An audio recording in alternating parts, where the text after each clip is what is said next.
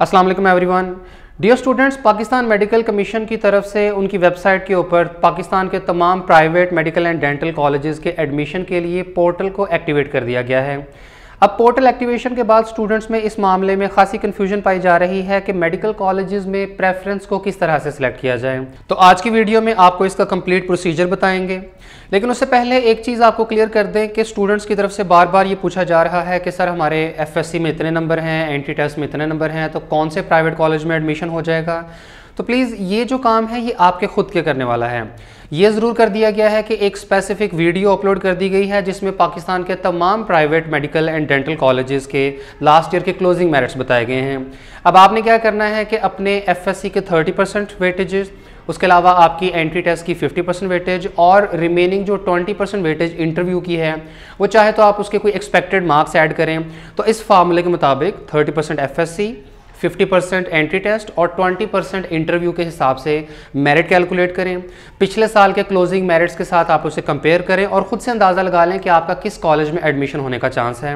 Last year के closing merits की complete detail जो है वो आपके साथ इन दो वीडियोज़ में बताई गई थी। MBBS के मेरिट्स की अलग वीडियो थी और BDS के मेरिट्स की एक अलग वीडियो बनाई गई थी। इस साल मेरिट में थोड़ा फ़र्क आ सकता है, चांसेस हैं कि मेरिट ड्रॉप कर जाए। उसकी एक वजह यह है कि स्टूडेंट्स के उस हिसाब से मार्क्स नहीं आ सके इस साल। पिछले साल जो है वो स्टूडेंट्स ने बहुत ज़बरदस्त मार्क्स लिए थे एंट्री टेस्ट में। इस साल स्टूडेंट्स की पासिंग रेशियो 55.85% बताई जा रही है, यानी तकरीबन 45% कैंडिडेट्स एंट्री टेस्ट को पास नहीं कर सके हैं।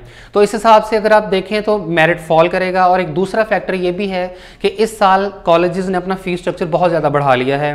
और मैंने एक वीडियो में भी आपसे शेयर किया था कि सिर्फ चंद ही ऐसे कॉलेजेस हैं जिनकी फ़ी 40 से 60 लाख के दरमियान में है और बकिया तमाम कॉलेजेस की फ़ी जो है वो 70-80 या उससे भी ज़्यादा है टोटल 5 ईयर MBBS प्रोग्राम की।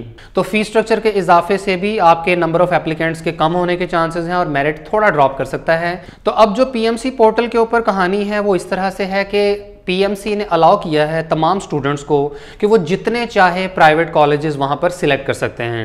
डोमिसाइल की कोई कैद नहीं है, सिवाय वो जो कल एक खबर आई है कि KPK के जो वज़ीर ख़जाना हैं उन्होंने ये अनाउंस किया है कि KPK के जो private medical and dental colleges हैं उनमें 90% जो सीट्स हैं वो KPK के स्टूडेंट्स को ही दी जाएंगी और सिर्फ 10% सीट्स हैं जो अदर प्रोविंसेस के लिए रिजर्व की गई हैं।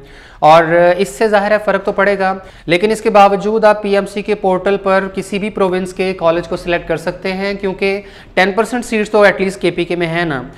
तो PMC के पोर्टल पे स्टूडेंट्स जितने चाहें प्राइवेट कॉलेजेस सिलेक्ट कर सकते हैं, लेकिन ऑब्वियसली इनमें नम्स के कॉलेजेस इंक्लूडेड नहीं हैं। अब मिसाल के तौर पर एक स्टूडेंट 20 मेडिकल कॉलेजेस की सिलेक्शन कर लेता है।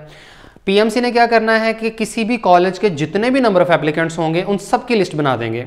यानी अगर अजीज़ फ़ातिमा मेडिकल कॉलेज फैसलाबाद में पूरे पाकिस्तान से 8000 स्टूडेंट्स ने अप्लाई किया है, यानी PMC के पोर्टल पे अप्लाई करते हुए 8000 स्टूडेंट्स ने अगर अजीज़ फ़ातिमा मेडिकल कॉलेज को भी सिलेक्ट किया है तो उन 8000 के 8000 स्टूडेंट्स की एक लिस्ट बन जाएगी और वो मेरिट के हिसाब से होगी। और ये मेरिट जो है वो सिर्फ 80% एग्रीगेट के मुताबिक होगा, जिसमें 30% FSC और 50% MD-CAT की वेटेज होगी। ये 8000 स्टूडेंट्स की लिस्ट जिनमें सबसे ज़्यादा मेरिट वाले स्टूडेंट का नाम सबसे ऊपर होगा और इसी तरीके से डिसेंडिंग ऑर्डर में चलते हुए सबसे लास्ट में जिसका सबसे कम मेरिट होगा। तो ये 8000 स्टूडेंट्स की लिस्ट अजीज़ फ़ातिमा मेडिकल कॉलेज को फॉरवर्ड कर दी जाएगी। अजीज़ फ़ातिमा मेडिकल कॉलेज क्या करेगा कि उनमें से अगर उनके पास 100 MBBS की सीट्स हैं तो वो 8000 में से हो सकता है कि टॉप 3000 या टॉप 4000 स्टूडेंट्स को इंटरव्यूज़ की कॉल कर देंगे। अब जाहिर बात है कि वो जितने भी स्टूडेंट्स को इंटरव्यूज़ की कॉल करेंगे तो सब स्टूडेंट्स तो नहीं इंटरव्यूज़ के लिए आएंगे, क्योंकि अभी अप्लाई करते वक्त कोई लिमिटेशन नहीं है कि आप चाहे 20, 30, 40 जितने मर्जी कॉलेजेस सेलेक्ट कर लें। लेकिन जब आपको इंटरव्यूज़ की कॉल्स आएंगी तो तब आपके लिए प्रैक्टिकली ये पॉसिबल नहीं होगा कि आप हर कॉलेज में जाके इंटरव्यू दे के आओ।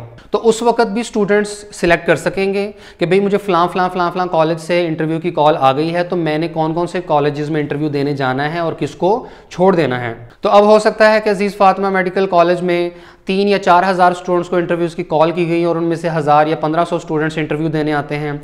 तो इन स्टूडेंट्स के जो इंटरव्यूज़ होंगे उनकी 20% वेटेज के मार्क्स ऐड किए जाएंगे और जो PMC की तरफ से मेरिट दिया गया 80% एग्रीगेट के मुताबिक उसमें 20% इंटरव्यू की वेटेज ऐड करके 100% एग्रीगेट की एक फाइनल मेरिट लिस्ट अपलोड कर दी जाएगी। उसमें फिर ये होगा कि आपकी पहली मेरिट लिस्ट लगेगी और जो स्टूडेंट्स उस पहली मेरिट लिस्ट में से फ़ीस सबमिट करवा के अपनी सीट सिक्योर कर लेंगे तो वेल एंड गुड, वरना जो वेकेंट सीट्स रह जाएंगी उनके ऊपर फिर सेकंड मेरिट लिस्ट लग जाएगी। तो ये इस तरीके से सारा प्रोसेस चलेगा। अब इसमें स्टूडेंट्स को कितनी ज़्यादा आसानी दे दी गई है। नंबर 1 के पीएमसी के पोर्टल पे अप्लाई करते हुए कोई प्रेफरेंस नहीं है और आप जितने चाहे कॉलेजेस सिलेक्ट कर सकते हैं, क्योंकि हर साल ऐसा होता था कि प्रेफरेंस सिलेक्ट करते हुए स्टूडेंट्स बड़ी मिस्टेक्स कर देते थे। अभी आपका जहन कुछ और है और कुछ दिनों बाद आपको पता चलता है कि नहीं, मैंने तो प्रेफरेंस अपनी गलत सिलेक्ट कर ली है, तो बाद में उसकी कोई रेमेडी नहीं होती थी। तो इस साल पीएमसी ने एक बड़ा ज़बरदस्त ये सिस्टम किया है कि आप एंड टाइम तक अपने कॉलेज की सिलेक्शन कर सकते हो। एक तो पीएमसी के पोर्टल पे अप्लाई करते हुए आपने 20-30 कॉलेजेस मिसाल के तौर पर सिलेक्ट कर लिए, उनके बाद फिर आपको इंटरव्यू की कॉल आएंगी, तब भी आपके पास चॉइस है कि भाई आपको 10 कॉलेजेस की तरफ से इंटरव्यू की कॉल आई है तो आप उनमें से 4, 5, 6 जितने कॉलेजेस में एडमिशन लेने का इरादा रखते हैं उनके ही इंटरव्यूज़ दे दें और बाकियों को आप इग्नोर करें। फिर इंटरव्यू हो जाने के बाद भी जब पहली मेरिट लिस्ट लगेगी तमाम कॉलेजेस की, तो पता चलता है कि एक स्टूडेंट का जनाब वो 3 कॉलेजेस में नाम आ गया हुआ है, तो तीनों में से जिसमें उसने एडमिशन लेना हुआ उसमें वो फीस सबमिट करवा दे और बाकी दोनों को जो है वो फॉरगो कर दे। तो यानी लास्ट टाइम तक, और इवन अगर आप किसी कॉलेज में फ़ीस सबमिट करवा भी देते हो तो उसके बाद भी अगर आपका सेकंड लिस्ट में किसी और कॉलेज में नाम आ जाता है तो आप उस कॉलेज से अपनी फ़ी रिफ़ंड करवा लें। ये फ़ी रिफ़ंड की पॉलिसी हर साल मौजूद होती है। तो आपके पास आखिरी लम्हे तक भी ये चॉइस होगी कि आप अपनी पसंद के, अपनी मर्जी के मेडिकल कॉलेज में एडमिशन लें। और कॉलेजेस की सिलेक्शन में आप बहुत सारी चीज़ों को कंसिडर कर सकते हो कि किस कॉलेज की फ़ी बाकी कॉलेजेस की निस्बत कम है, कौन सा कॉलेज जो है वो आपके शहर में है या आपके शहर से करीब है। तो अभी जो आप पीएमसी के पोर्टल पे ऑनलाइन अप्लाई कर रहे हैं तो ये प्रेफरेंस नहीं है, ये तो सिर्फ एक चॉइस है कि आप किस किस कॉलेज में जाना पसंद करते हैं। बाद में आपको कोई पाबंदी नहीं होगी कि भाई आपने लाजमी इंटरव्यू देना ही देना है या आपका जिस मेरिट लिस्ट में नाम आ गया आपने वहाँ पर फीस सबमिट करवानी ही करवानी है। तो स्टूडेंट्स को प्राइवेट मेडिकल कॉलेजेस में एडमिशन के हवाले से एक बड़ा ज़बरदस्त और रिफाइंड सिस्टम दिया गया है। फिर इसके अलावा स्टूडेंट्स इस मामले में भी कंफ्यूज हैं कि ये जो 20% इंटरव्यू की वेटेज है तो इसमें मेडिकल कॉलेजेस जो हैं वो कोई डंडी मारेंगे या उसमें कोई डोनेशंस वगैरह का हिसाब रखेंगे। तो देखिए, ये पहले की तरह नहीं होगा जिस तरह 2016 या उससे पहले होता था कि आपके ज़्यादातर एडमिशन्स होते डोनेशन बेस्ड थे। अब देखिए, पीएमसी ने लिस्ट बनानी है, वो लिस्ट पब्लिकली अनाउंस होगी, सबको पता होगा कि भी कौन स्टूडेंट किस नंबर पे रैंक कर रहा है। उसके बाद जो 20% वेटेज रहती भी है तो उसमें चलें थोड़ा बहुत मार्जिन हो सकता है, लेकिन ये तो नहीं हो सकता कि एक स्टूडेंट बिल्कुल बॉटम से उठ के ऊपर आ जाए या एक स्टूडेंट जो टॉप 100 टॉप 200 स्टूडेंट्स में आ रहा था और बाद में इंटरव्यू में उसके इतने ख़राब नंबर आ गए हैं तो उसका सिलेक्शन ही नहीं हो सकी। तो इतने मेजर ब्लंडर्स नहीं हो सकते। हाँ, ये भी नहीं हम कह सकते कि डोनेशंस बिल्कुल ही ख़त्म हो जाएगी। अच्छा, कुछ स्टूडेंट्स की तरफ से भी मुझे ये फीडबैक मिला है कि उन्होंने डिफरेंट कॉलेजेस में कॉल्स की हैं और डोनेशंस वगैरह से मुताल्लिक़ उनसे इंक्वायर किया है। तो कॉलेजेस की, ज़्यादातर कॉलेजेस की इस वक्त ओपिनियन ये है कि जब वो अपनी मर्ज़ी की फ़ी चार्ज कर रहे हैं तो क्या ज़रूरत है उन्हें डोनेशंस वगैरह लेने की। और ऊपर से फिर ये है कि ये सारा सिस्टम ट्रांसपेरेंट होगा। जो आपकी मेरिट लिस्टें हैं जो पीएमसी की तरफ से आएंगी वो भी पब्लिक होंगी, प्राइवेट कॉलेजेस ने जो मेरिट लिस्ट डिस्प्ले करनी है वो भी पब्लिक होंगी और सबको पता होगा कि कोई स्टूडेंट जो है वो किस मेरिट पे फॉल कर रहा था और उसकी किस हिसाब से सिलेक्शन हुई है। और जो स्टूडेंट्स इस कोशिश में हैं कि उनका MD-CAT पास नहीं है, यानी 120 से कम नंबर हैं और वो कह रहे हैं कि हमें डोनेशंस वगैरह लेकर किसी तरीके से एडमिशन दे दिया जाए, तो ये बहुत रिस्की काम है।